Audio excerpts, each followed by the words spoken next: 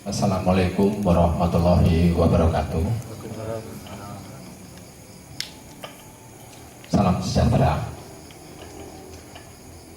Terima kasih atas kedatangannya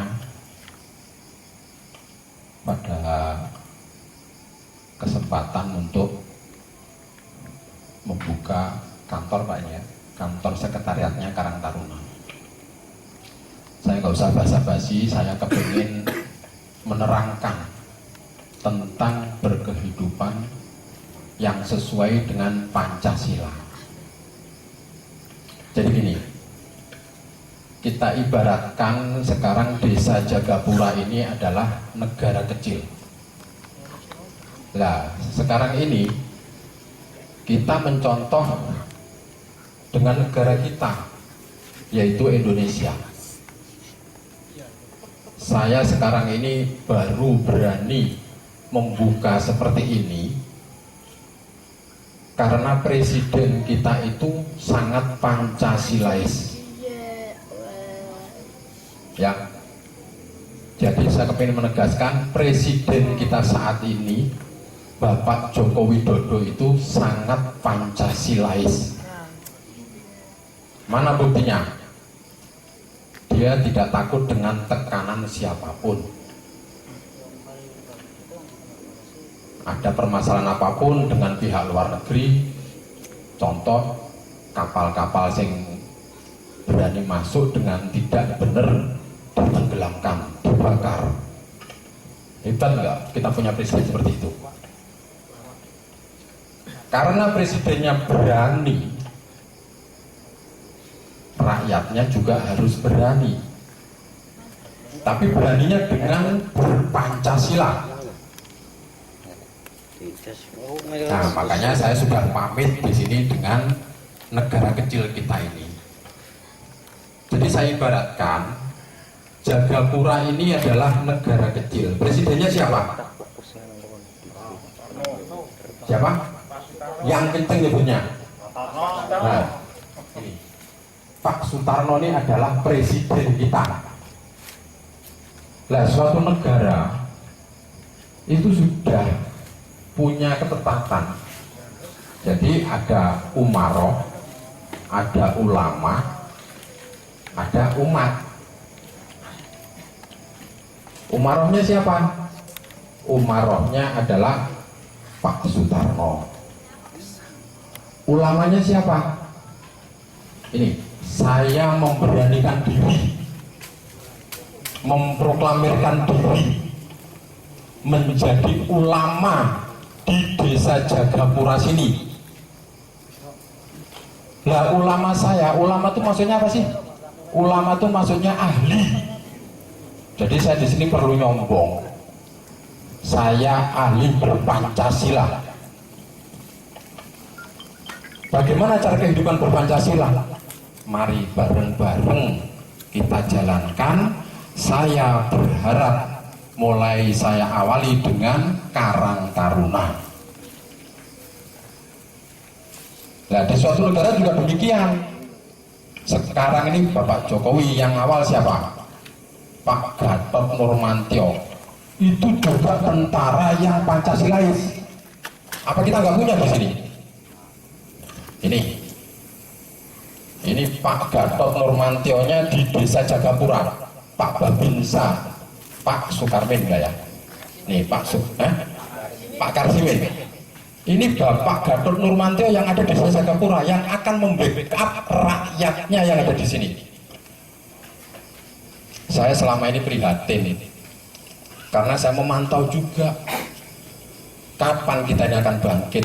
Saya melihat presiden kita selama ini dikuyo-kuyo sama garmen, ya, sampai dipanggil saya miris mendengarkan konmangan batang. Kenapa saya berani bangkit? Karena presiden kita juga berani ngacak-ngacak report. Bagi kami sebagai ulama yang berpancasila, garmen ini adalah freeport. Harus kita benerin bagaimana caranya berusaha berinvestasi di negara kecil Jagapura ini. Kita nggak usah takut. Selain Pak Gatot Nurmantio, sekarang kita punya juga siapa yang hebat? Pak Tito Karnivan.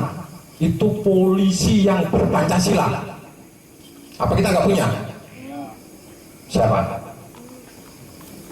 Pak Bahrudin. Ini negara kecil kita ini udah negeri yang hebat.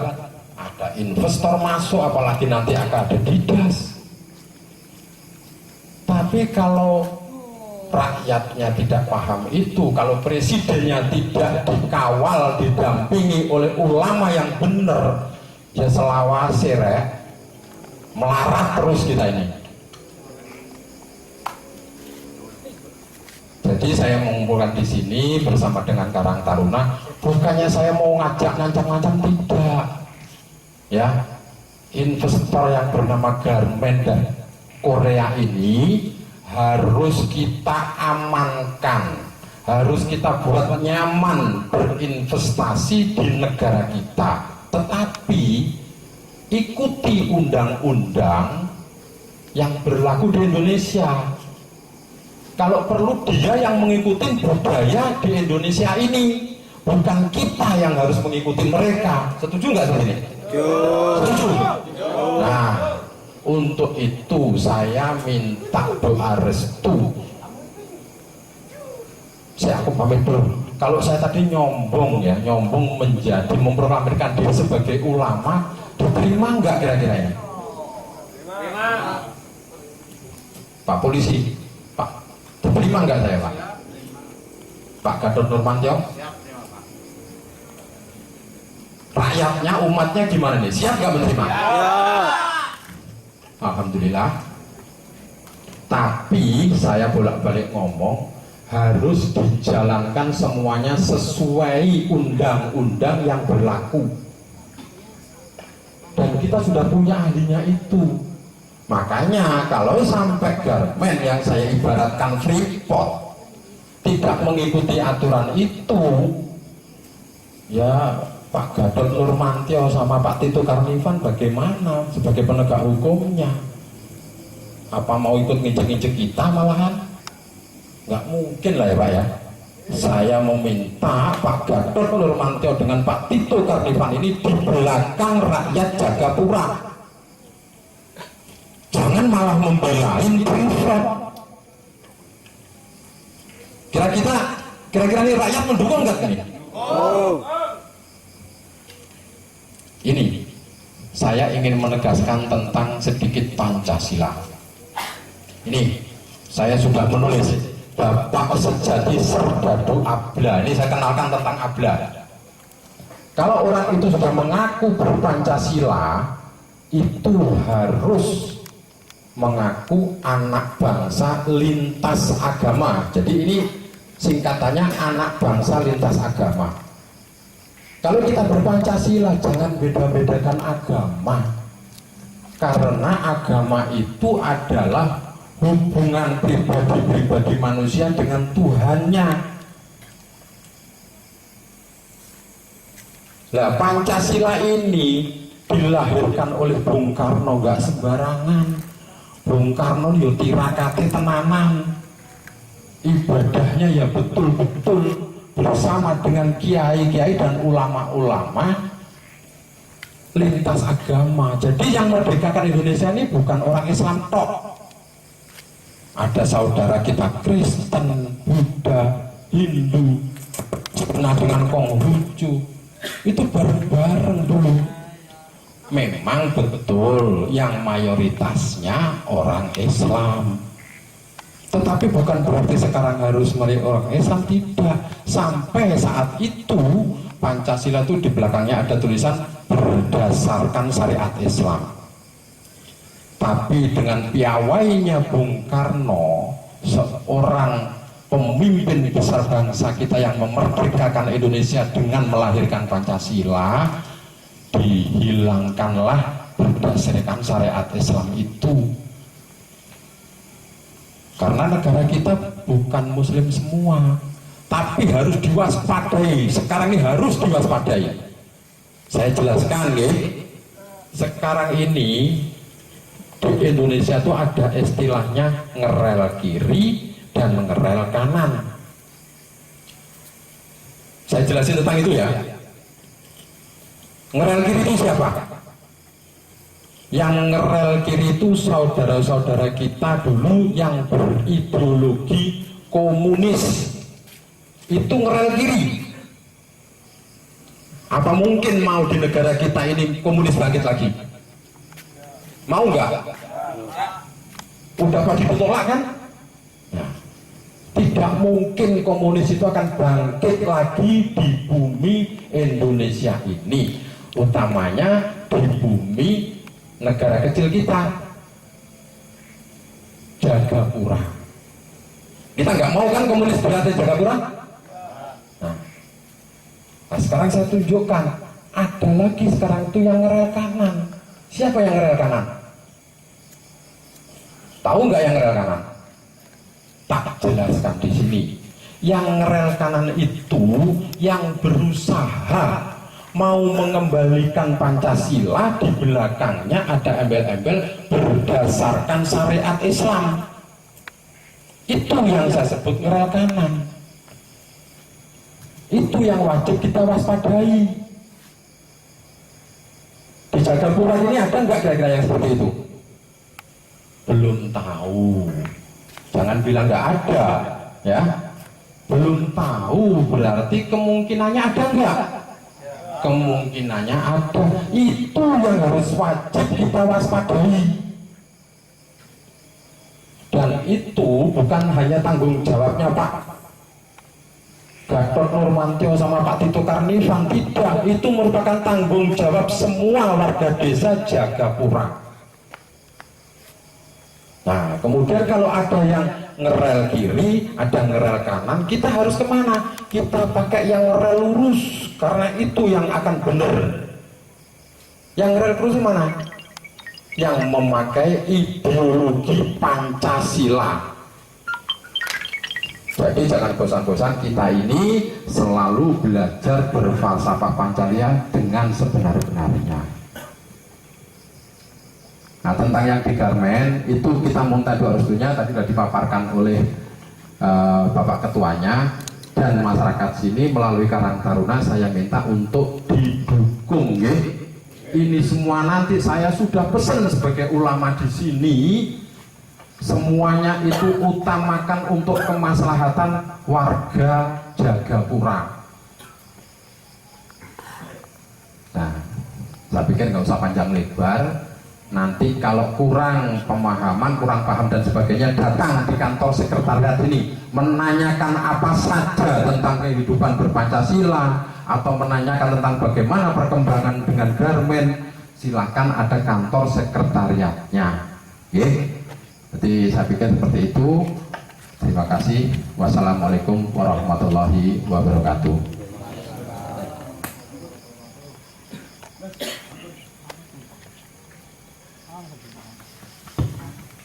Terima kasih kepada Bapak Aton atas pemaparan materi tentang wawasan kepancasilaan. Baik, acara selanjutnya yaitu acara ini peresmian Kesekretariatan Kemitraan Usaha Karang Taruna, yang dalam hal ini akan diresmikan oleh Bapak Kepala Desa Jagapura.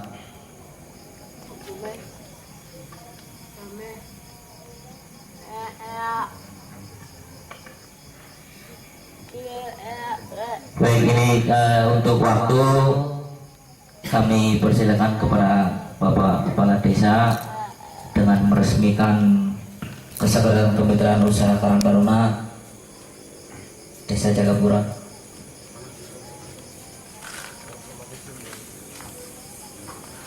Bismillahirrahmanirrahim. Jagapura tanggal 4 Maret tahun 2017 pada malam hari ini jam 9 lebih 10 menit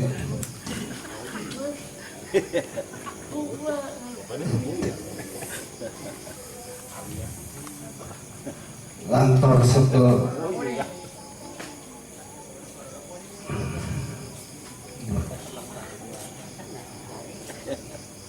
peresmian kantor kesejahteraan kemitraan Karang Taruna pada hari ini. Bismillahirrahmanirrahim. Sekali lagi kami buka dengan bacaan Bismillahirrahmanirrahim pada tanggal 4 bulan 3 tahun 2017 saya nyatakan resmi dibuka.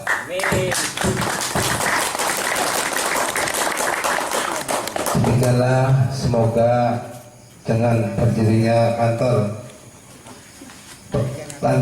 kemitraan Karang Taruna bisa bermanfaat bagi masyarakat Jagapura umumnya. Semoga dalam hal ini kita bareng-bareng mengubah, apalagi insya Allah kami kedatangan sebentar lagi, mudah-mudahan dengan datanya investor baru nanti jangan tidak usah macam-macam bagi petani kurang sawah dan sebagainya. Insya Allah kalau seandainya nanti penjenengan para penggarap tanah, insya Allah tanah Jagapura tidak akan saya sewakan ke pabrik kalau memang benar. Tapi pada kenyataannya Jagapura Selatan pun sampai sekarang masih banyak tanah yang kosong, banyak tanah yang belum digarap. Belum saya ini kami terbuka saja, ternyata itu punya wakaf masjid kalau dasar itu masih wakaf. Kenapa? Mungkin penjenengan bagi para penggarap tanah mungkin tahu sendiri bahwa sekarang memang penghasilan kurang menguntungkan seperti tahun yang lalu. Tapi insya Allah penjenengan tidak usah khawatir bahwa terutama bagi para penggarap, insya Allah tidak usah kekurangan, tidak mungkin akan kekurangan tanah. Sebab memang kalau kita pelajari Pak, ini terus saja sebelum penjenengan acaranya makan untuk 10 tahun ke depan, contoh ini Pak, dari RT 7, 6, dan 8 generasi penerus kita itu sudah hampir dijajah. Coba penjenengan sedikit dari RT dari sini ke Pak Yat Utara, dari anaknya si A, si B, si C, sekarang sudah jarang, nggak ada yang nyangkul Pak. Setelah generasi Mas Tawar, Mas Kasar dan sebagainya, kenyataannya sekarang sudah tidak ada generasi. Paling ada satu dua, anaknya Bapak Mano Beruang dan anaknya para Tidurut saja, anaknya Pak Dami terus rambut pinggir sampai mentesan. Tak amati paling ada 2 orang calon generasi. Mungkin ini mungkin sejarah bagi Jagapura. 10 tahun ke depan sudah tidak ada generasi dan sudah mungkin waktunya, kata orang tua dulu itu saya masih teringat Pak, bahwa Brebes itu nanti pada katanya zaman akhir akan jadi kota besar, terutama desa Jagapura itu tanahnya tanah krem, yang artinya itu tanah emas, dan di Jepun nanti akan jadi kota besar. Kenyataannya di Jepun juga sudah ada investor akan masuk suatu perusahaan, apa saya kurang tahu, itu akan meminta tanah sekian banyaknya, sehingga Bapak sekalian tidak usah khawatir. Mungkin kenyataannya di Jakarta nggak ada orang yang juga malah lebih hebat. Mungkin di Jagapura akan jadi kota yang desa kecil yang akan maju Pak. Jadi penjelang yang penting lara-lara itu sekolahkan Pak. Insya Allah dengan adanya nanti Pak yang akan datang, kami akan berbentuk kerjasama dalam arti kontrak politik. Insya Allah 30 atau 20% diwajibkan warga Jagapura untuk karyawannya. Tapi pada saat kami saya belum paham, sehingga kami belum merasa kesulitan ketika warga pada minta belum. Tapi ya alhamdulillah sebagian sudah bisa masuk. Tapi nanti kalau ada pabrik baru, kami mau tidak mau, kalau panjenengan akan mendirikan pabrik di sini, harus caranya harus seperti desa, terutama untuk karyawan 20 atau 30% adalah warga Jagapura. Yang lain silakan, saya harap berkeluar. Jadi tapi jangan terkait, mungkin kemajuan warga kita. Sekiranya cukup sekian saja, kurang lebihnya mohon maaf. Assalamualaikum warahmatullahi wabarakatuh.